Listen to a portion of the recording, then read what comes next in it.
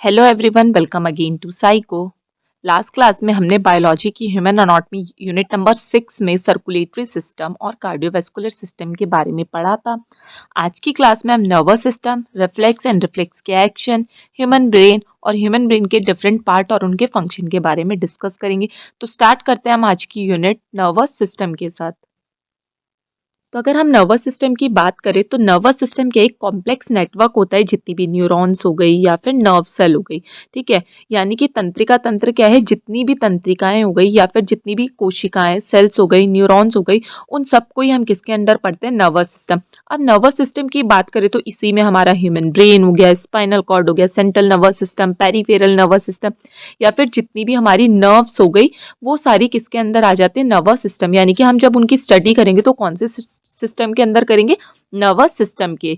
अब nervous system की बात करें तो मेनली नर्वस सिस्टम क्या करता है, जितनी भी हमारी वॉलेंट्री या फिर इनवॉलेंट्री एक्शन हो रहे हैं, क्रियाएं हो रही है, उनको कोऑर्डिनेट या फिर कंट्रोल करने का काम करेगा। कुछ हमारे जो बॉडी होते हैं उसमें एक्टिविटी क्या होते हैं, हमारे कंट्रोल में होती है, लेकिन कुछ एक्टिविटी क्या होते हैं, हमारे कंट्रोल में नहीं होती।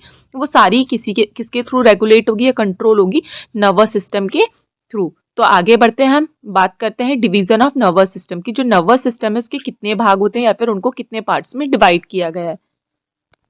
अब नर्वस सिस्टम की बात करें तो नर्वस सिस्टम मेनली 2 पार्ट्स में डिवाइड हो जाता है। एक बार हम इस फ्लो डायग्राम में देखते हैं तो आप यहाँ पे देख सकते हैं कि जो नर्वस सिस्टम है वो मेनली हमारा 2 पार्ट्स में डिवाइड हो रहा है। पहला है सेंट्रल नर्वस सिस्टम और दूसरा है पेरिफेरल नर्वस सिस्टम। अब सेंट्रल नर्वस सिस्टम में कौन कौन से पार्ट आ जाते हैं, ब्रेन और स्पाइनल कॉर्ड, ठीक है। और अगर हम वही पेरिफेरल नर्वस सिस्टम की बात करें तो उसमें हमारे 2 सिस्टम फिर से डिवाइड हो जाते हैं। पहला है सोमेटिक नर्वस सिस्टम और दूसरा है ऑटोनॉमिक नर्वस सिस्टम। उसके बाद ऑटोनॉमिक सिस्टम फिर से 2 में डिवाइड हो जाता है, जिसको हम बोलते हैं सिंपैथेटिक नर्वस सिस्टम और पैरासिम्पैथेटिक नर्वस सिस्टम। तो जानते हैं हम वन बाय वन कि इनके अंदर होता क्या है।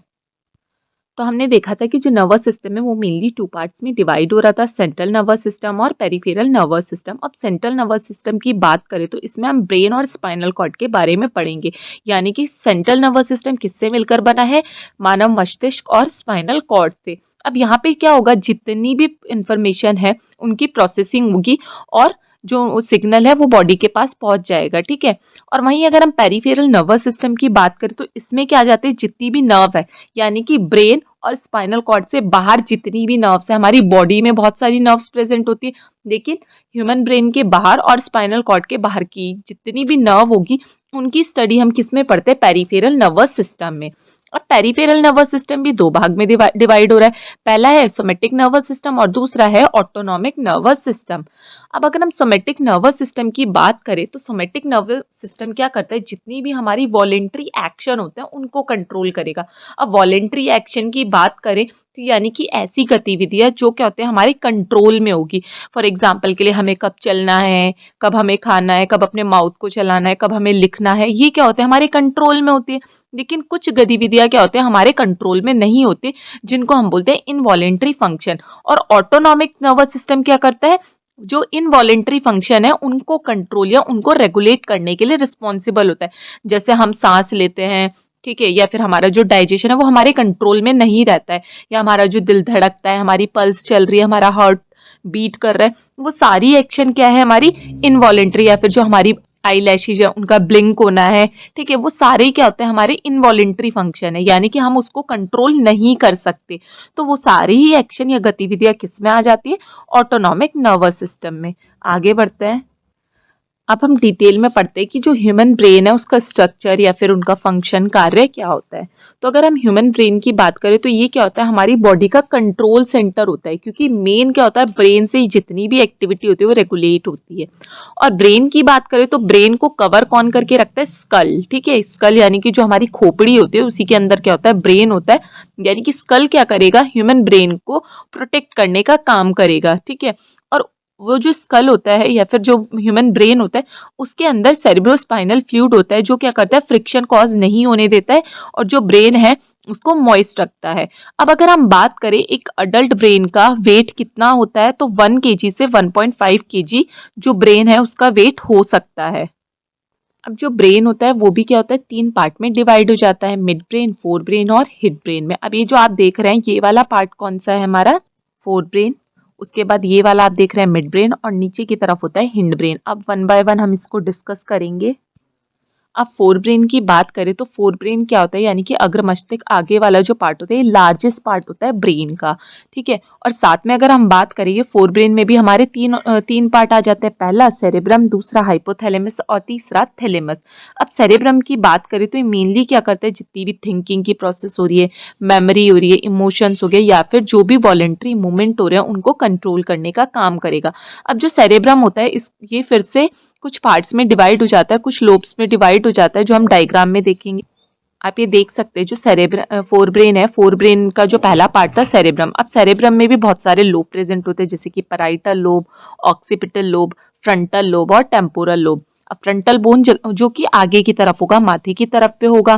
पैराइटल यानी कि जो कान की हड्डी है उसके ऊपर, कान के ऊपर वाली जो हड्डी हो गई वहां पे प्रेजेंट होगा। टेम्पोरल बोन जो हमारे कान के पास प्रेजेंट होता है। और ऑक्सीपिटल लोब की बात करें तो पीछे की तरफ, जहाँ पे ऑक्सीपिटल बोन प्रेजेंट होते हैं वहां पे प्रेजेंट होंगे।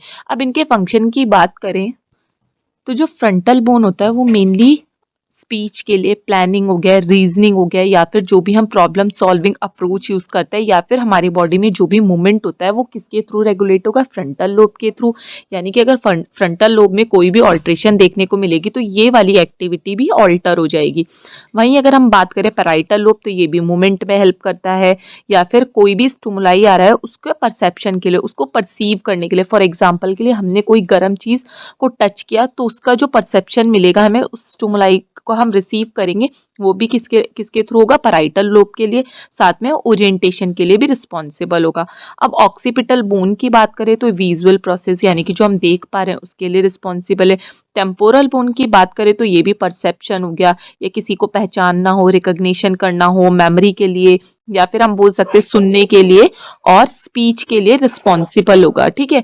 तो ये तो क्या था ब्रेन के पार्ट में, फर्स्ट हमने पढ़ा था सेरेब्रम, और सेरेब्रम को भी फिर से उसमें बहुत सारे लोब्स प्रेजेंट थे, जैसे कि frontal lobe, parietal lobe, occipital lobe, temporal lobe. और साथ में हम अगर ब्रेन की बात करें तो ब्रेन में टू टाइप्स के टिश्यूज प्रेजेंट होते हैं, जिसको हम बोलते हैं ग्रे मैटर और व्हाइट मैटर। अब ग्रे मैटर की बात करें तो इसमें क्या होता है, बहुत सारी वेरियस टाइप की सेल प्रेजेंट होती है, जो क्या करते हैं, जो ये ब्रेन है इसको बल्कि बनाने का काम करती है। और वहीं अगर हम बात करें व्हाइट मैटर की तो ये क्या होते हैं, एक्सोन से मिलकर बनी होती है। जो न्यूरॉन में एक्सोन प्रेजेंट होते हैं उनसे मिलकर बनी होती है, जो क्या करते हैं, ब्रेन के एक एरिया को दूसरे एरिया से जोड़ने का काम करते हैं। यानी कि ब्रेन का जो एक एरिया है वो दूसरे, फॉर एग्जाम्पल के लिए फोर ब्रेन हिंड ब्रेन से जुड़ जाए, हिंड ब्रेन मिड ब्रेन से जुड़ जाए, तो उसको कनेक्ट करने के लिए, या फिर बोल सकते हैं उन सबके बीच में कनेक्शन जो एसोसिएट करेगा वो कौन से टिश्यू के थ्रू होगा, व्हाइट मैटर के थ्रू। मूव करता है हम आगे। अब फोर ब्रेन का जो सेकेंड पार्ट था वो क्या था, थैलेमस। अब थैलेमस की बात करें तो ये क्या है, relay sensory information to the cerebrum. यानी कि ये क्या करता है, जितनी भी हमारी संवेदनशील जानकारी हो गया उसको सेरेब्रम के पास लेके जाता है, ठीक है। यानी कि थैलेमस का काम क्या है, जितनी भी हमारी संवेदनशील या फिर रिले सेंसरी इन्फॉर्मेशन हो गई उसको किसके पास ले गया, सेरेब्रम के पास। सेरेब्रम उसको रिकॉग्नाइज करेगा और फिर जो भी फंक्शन होगा उसको प्रोसीड करेगा। अब बात करें हम हाइपोथैलेमस की, तो हाइपोथैलेमस आप सभी जानते हैं, इसको हम क्या बोलते हैं, टेम्परेचर रेगुलेटरी सेंटर। यानी कि हमारे बॉडी के तापमान को रेगुलेट करने के लिए हाइपोथैलेमस रिस्पॉन्सिबल होता है। साथ में जो हमें प्यास लगती है, भूख लगती है, या फिर जो भी हमारे इमोशंस हो गए, भावनाएं हो गई, उनको नियंत्रण करने के लिए भी हाइपोथैलेमस रिस्पॉन्सिबल है। अब जो ब्रेन का दूसरा हिस्सा था उसको हमने बोला मिड ब्रेन। अब मिड ब्रेन की बात करें तो ये मेनली क्या करता है, जितने भी रिफ्लेक्स मूवमेंट हो गए आई और ईयर के उनको कंट्रोल करेगा।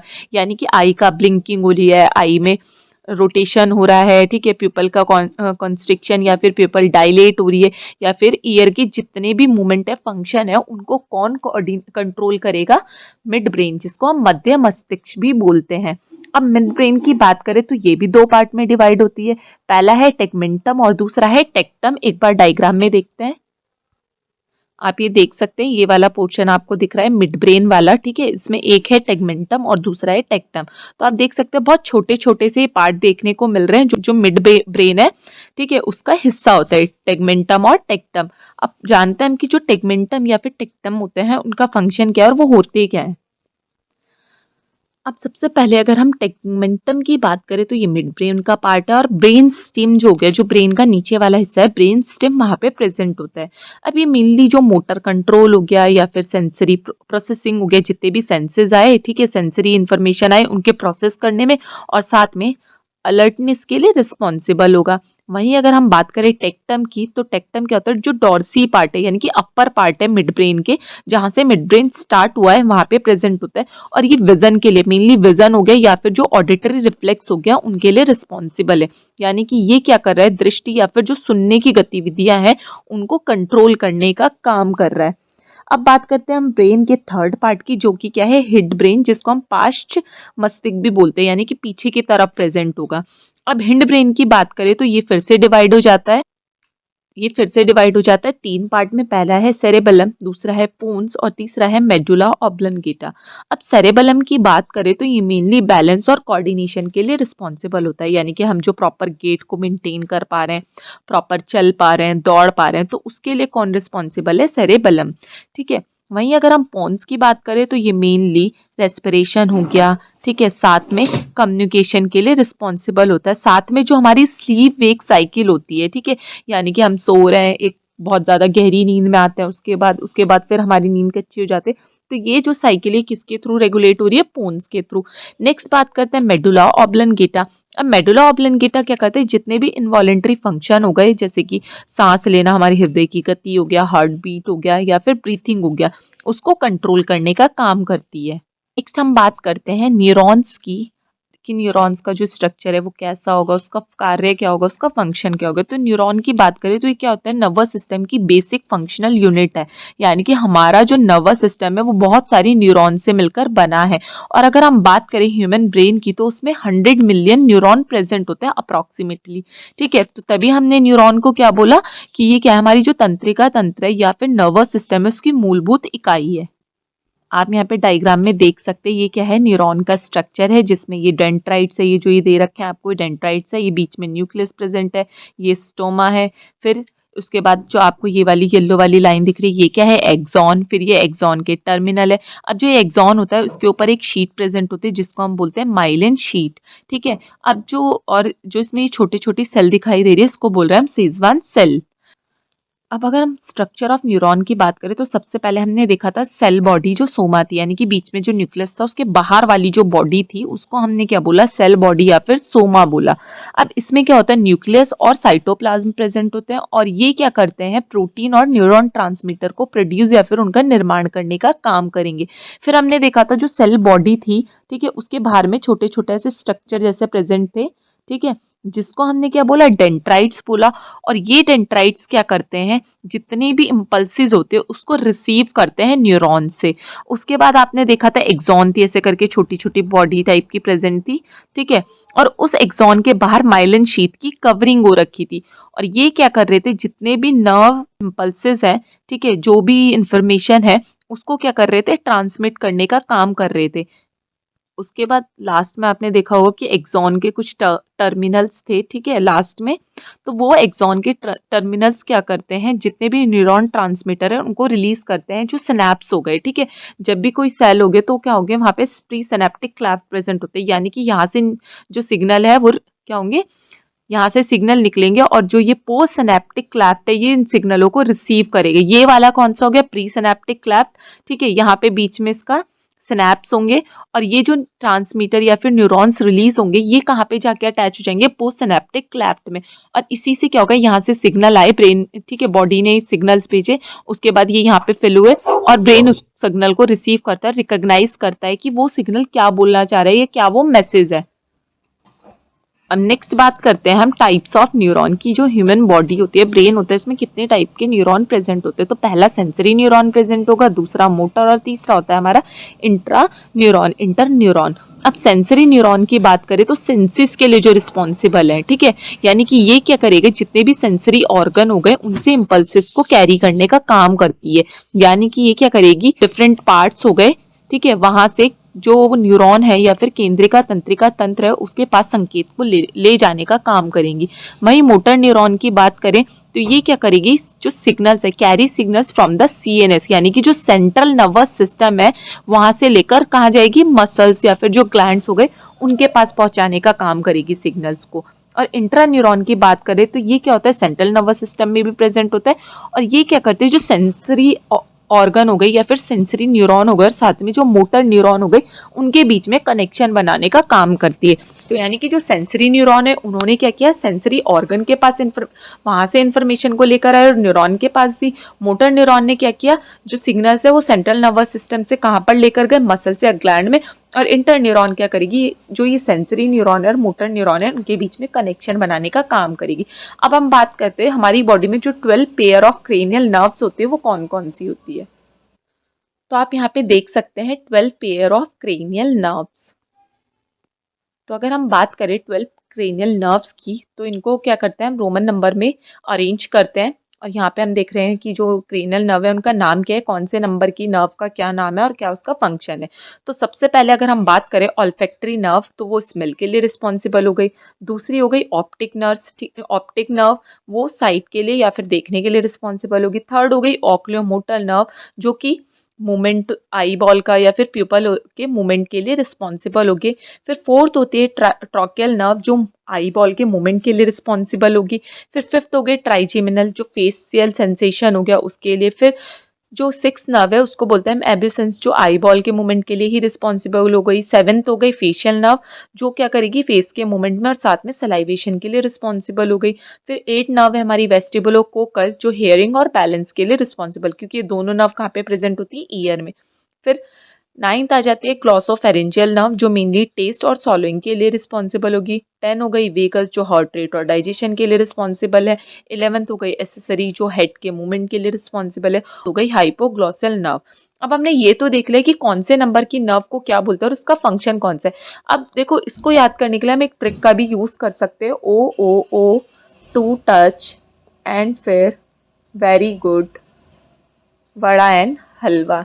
तो आप ऐसे याद कर सकते हैं, ओ से क्या हो गया ऑप्टिक नर्व, दूसरा फिर ऑल्फैक्टरी ऑप्टिक ऑक्यूलोमीटर, टी से ट्रैकियल, फिर टी से ट्राइजेमिनल, फिर ए से एब्यूसेंस, फिर एफ से फेशियल, वी से वेस्टिबुलोकोकल, जी से ग्लोसोफेरेंजियल, फिर बी से वेगस, ठीक है, फिर ए से एसेसरी एंड एच से हाइपोग्लॉसल नर्व। तो आप इसको इस ट्रिक से याद कर सकते हैं। अब हम जानते हैं कि इनमें से कौन सी सेंसरी नर्व है, कौन सी मोटर नर्व है और कौन सी मिक्स नर्व है। तो सबसे पहले अगर हम ऑल्फैक्टरी नर्व की बात करें तो ये सेंसरी नर्व होती है। ऑप्टिक की बात करें तो ये भी सेंसरी नर्व है। ऑक्यूलोमीटर हमारी मोटर और सेंसरी यानी कि बोथ है। वहीं अगर हम बात करें ट्रॉक्लियर की तो ये भी मोटर मोटर नर्व है। फिर अगर हम बात करें ट्राइजेमिनल की तो ये सेंसरी और मोटर दोनों है। उसके बाद अगर हम एब्सेंस की बात करें तो ये हमारी मोटर नर्व है। फेशियल नर्व की बात करें तो ये हमारी मोटर और सेंसरी दोनों है यानी कि बोथ है। फिर वेस्टिबुलर कोकल नर्व की बात करें तो ये सेंसरी नर्व है। तो जो ग्लोसोफेरेंजियल नर्व है ये भी हमारी मिक्स नर्व है, ठीक है, यानी कि इसमें हमारी दोनों ही प्रेजेंट है। फिर वेगस की बात करें तो ये भी बोथ आ जाती है। एसेसरी नर्व की बात करें तो ये मोटर नर्व है और हाइपोग्लॉसल की बात करें तो ये भी क्या है, मोटर है नर्व है।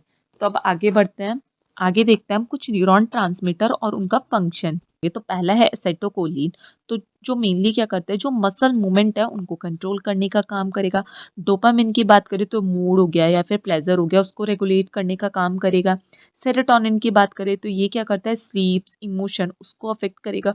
और गाबा की बात करें यानी कि गामा अमाइनो ब्यूट्रिक एसिड, तो ये हमारी जितनी भी नर्व एक्टिविटी होगी उसको इनहिबिट करने का काम करेगा, यानी कि जो एक्सेसिव एक्टिविटी हो रही है नर्व की या फिर नर्व इम्पल्सिस बहुत ज़्यादा एक्सेसिव जनरेट हो रही है उनको रेगुलेट या फिर उनको इनहिबिट करने का काम करेगा। नेक्स्ट हम देखते हैं reflex action and reflex arc. तो अगर रिफ्लेक्स एक्शन की बात करें यानी कि जो भी हम क्विक इनवॉलेंट्री रिस्पॉन्स दे रहे हैं स्टिमुलाई को लेकर, फॉर एग्जांपल के लिए हमने किसी गर्म चीज़ को टच किया तो हमारा हाथ क्या होता है एकदम से पीछे हट जाता है, ठीक है, तो वही मोमेंट जो वो रिएक्शन हुई है उसको हमने क्या बोला, रिफ्लेक्स एक्शन। यानी कि जैसे ही हमारे हाथ ने किसी ऑब्जेक्ट को टच किया तो इम्पल्सेस जनरेट हुए, इम्पल्सेस कहाँ गई, सीधा ब्रेन और स्पाइनल कॉर्ड के पास गई। उसने उसको प्रोसेस किया और बताया कि ये क्या है, गर्म चीज़ है और हमें क्या करना है, हाथ को पीछे हटाना है। और ये जो जो ये रिएक्शन हो रही है या फिर जो ये प्रतिक्रिया हो रही है वो क्या होती है, बहुत ज़्यादा जल्दी होती है, ठीक है, विद इन सेकेंड में होती है। और इसी को हम क्या बोल रहे हैं, रिफ्लेक्स एक्शन बोल रहे हैं। अब बात करते हैं हम कंपोनेंट ऑफ रिफ्लेक्स आर्क। अब रिफ्लेक्स आर्क की बात करें, सबसे पहले तो हम जान लेते हैं कि रिफ्लेक्स आर्क है क्या। रिफ्लेक्स आर्क क्या है कि जो हमारी सबसे पहले क्या हो गया, हमारी बॉडी की जो नर्व है उसने इम्पल्सिस को, फॉर एग्जांपल के लिए ये कोई मोमबत्ती है, ठीक है, और ये हमारा हाथ है। जैसे ही हमारा हाथ इसको टच करेगा तो जो हमारे हाथ के रिसेप्टर है वो उस स्टिमुलाई को डिटेक्ट करेंगे। उसके बाद वो जो स्टिमुलाई है, जो इम्पल्सिस जनरेट हुई, वो किसके पास जाएगी, सेंसरी न्यूरॉन के पास। सेंसरी न्यूरॉन क्या करेगा, उसको कलेक्ट करेगा और कहाँ पर लेकर जाएगा, सेंट्रल नर्वस सिस्टम के बाद। अब सेंट्रल नर्वस सिस्टम से वो इंफॉर्मेशन इंट्रा न्यूरॉन कलेक्ट करेगी और इंट्रा न्यूरॉन क्या करेगी, उसको एक इंफॉर्मेशन या कोडिंग कर देगी उसको।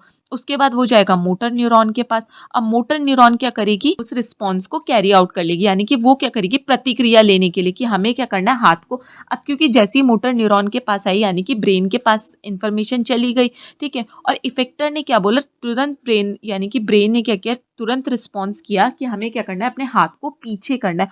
और इसी को हमने क्या बोला, ये जो आर्क बना है इसी को हमने बोला रिफ्लेक्स आर्क। तो सबसे पहले क्या है, रिसेप्टर। अब रिसेप्टर ने क्या किया, उस जो स्टिमुलाई है उसको पता लगाया, ठीक है। फिर उसके बाद वो चला गया सेंसरी न्यूरॉन के पास। सेंसरी न्यूरॉन ने उन जो स्टिमुलस है उसको किसके पास पहुंचा दिया, सेंट्रल नर्वस सिस्टम के पास। सेंट्रल नर्वस सिस्टम के बाद वो इन्फॉर्मेशन कहाँ पे जाएगी, इंट्रा न्यूरॉन के पास। इंट्रा न्यूरॉन ने क्या किया, उस इन्फॉर्मेशन को प्रोसीड आउट किया कि एग्जैक्टली हमें करना क्या है। उसके बाद वो मोटर न्यूरॉन के पास चला गया। मोटर न्यूरॉन ने क्या किया, सिग्नल को सेंड किया, यानी कि जो रिस्पॉन्स सिग्नल है उसको सेंड किया। और इफेक्टर ने क्या किया, एकदम से रिस्पॉन्स कर दिया। उसने क्या बोला कि हमें क्या करना है, हाथ को पीछे करना है, यानी कि रिस्पॉन्स को आउट कर दिया, कैरी आउट कर दिया। यानी कि हमें क्या करना है, प्रतिक्रिया देनी। क्योंकि क्रिया क्या हुई कि हमने उस मोमबत्ती पे टच किया, ठीक है, या किसी गर्म वस्तु को टच किया, उसके बाद प्रतिक्रिया क्या होगी कि हम तुरंत क्या करेंगे, अपने हाथ को पीछे ले जाएंगे, ठीक है। तो ये क्या हो गया, कंपोनेंट ऑफ रिफ्लेक्स आर्क। अब लास्ट देखते हैं हम नर्वस सिस्टम के कुछ डिजीजेज या डिसऑर्डर, ठीक है। और अगर हम बात करें नर्वस सिस्टम के डिसऑर्डर की, तो हम उसको किसके अंदर स्टडी करते हैं, न्यूरोलॉजी के अंदर। और जो इसका ट्रीटमेंट करेंगे उन डॉक्टर्स को हम बोलते हैं न्यूरोलॉजिस्ट। अब सबसे पहले इसमें अल्जाइमर डिजीज। अब अल्जाइमर डिजीज की बात करें तो ये क्या, एक डीजनरेटिव डिजीज है। डीजनरेटिव का मतलब एजिंग के साथ आती है। और इसमें क्या होगा, जो मेमोरी लॉस है और साथ में जो कॉग्निशन है, यानी कि हमारा सोचने की, समझने की, ये सारी शक्तियाँ क्या हो जाती है, कम हो जाती है, हमारी मेमोरी लॉस होने लग जाती है। अब नेक्स्ट बात करते हैं हम पार्किंसन की। तो पार्किंसन भी वैसे एक तरह का हमारा डिजनरेटिव डिजीज ही है, जो मेनली हमारे मूवमेंट को अफेक्ट करेगी। अब देखना, जो पार्किंसम वाले लोग होते हैं उनमें क्या होता है, डोपामिन की डिफिशियंसी के कारण वो बहुत ज़्यादा, उनके हाथ पैर कांपने लग जाते हैं, बॉडी बहुत ज़्यादा कांपने लग जाती है, वो अपने बैलेंस को मेंटेन नहीं कर पाते हैं। फिर नेक्स्ट है एपिलेप्सी, जिसको हम दौरे या फिर मिर्गी भी बोलते हैं। यानी कि जब भी ब्रेन में एबनॉर्मल इम्पल्सिस, बहुत ज़्यादा एक्सेसिव एबनॉर्मल इम्पल्सिस जनरेट होगी, वो जो गतिविधियाँ हो रही है वो बहुत ज़्यादा बढ़ जाएगी, उसके कारण क्या होता है, एपिलेप्सी या फिर सीजर आपको देखने को मिल सकते हैं। अब नेक्स्ट बात करते हैं मेनिंजाइटिस। अब जो ब्रेन की कवरिंग होती है उनको हम बोलते हैं मेनिंजेस। ब्रेन की 3 कवरिंग होती है, ड्यूरामीटर, पाइमीटर और आर्केनॉइड स्पेस, ठीक है। और उन तीनों कवरिंग में या फिर ब्रेन की किसी भी लेयर में अगर इन्फ्लामेशन या फिर कोई भी इन्फेक्शन हो जाए, उसको हम बोल रहे हैं मेनिंजाइटिस। और लास्ट है स्ट्रोक। स्ट्रोक का मतलब क्या है कि अगर ब्रेन के पास प्रॉपर ब्लड सप्लाई ना आए तो ब्रेन क्या होगा, डैमेज होने लग जाएगा, वहाँ पे ऑक्सीजन ब्लड सप्लाई नहीं होगा, जिसके कारण ब्रेन डेथ हो जाता है और उस कंडीशन को हम बोल सकते हैं स्ट्रोक। तो आज की क्लास में हमने नर्वस सिस्टम, ब्रेन, ब्रेन के पार्ट, ब्रेन के डिफरेंट फंक्शन, साथ में न्यूरॉन्स और टाइप्स ऑफ न्यूरॉन्स के बारे में और रिफ्लेक्स और रिफ्लेक्स आर्क के बारे में डिस्कस किया। तो आज की क्लास में इतना ही। Thank you everyone, have a nice day.